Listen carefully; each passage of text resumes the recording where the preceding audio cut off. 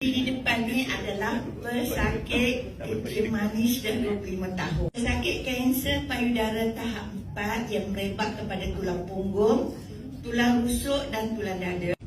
Pesakit jantung, MI, high kolesterol dan darah tinggi. Semua saya package semua.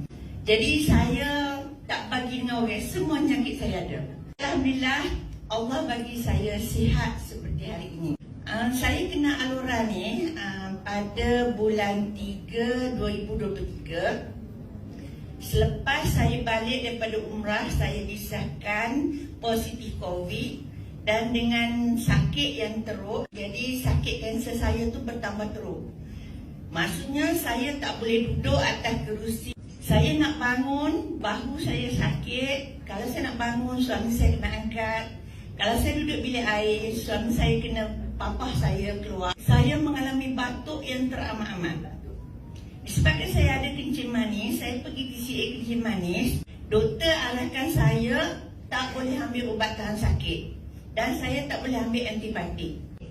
Sebabnya buah pinggang saya sudah mula merosot. Hanya saya boleh ambil injection insulin sahaja dan ubat kanser. Daripada itu saya cuba mencari dan saya jumpa alura. Saya jumpa dengan Dr. Rusdiani.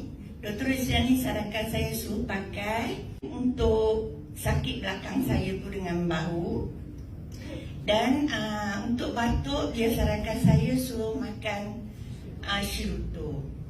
Jadi selepas saya ambil Shiruto 1 bulan, Alhamdulillah batuk saya hilang terus. Dan selepas pemakaian pen dalam 1 bulan juga, sakit saya dah pulih, boleh katakan 90%. Dan saya boleh melakukan aktiviti biasa normal seperti orang ramai lain lah.